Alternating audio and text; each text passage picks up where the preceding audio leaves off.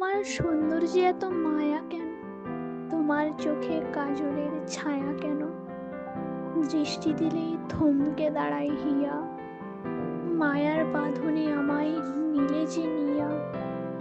আমি ছাড়া তোমার ওপর নেই কারো অধিকার, তোমার হাসিতে কেবলই নাম লেখা আমার।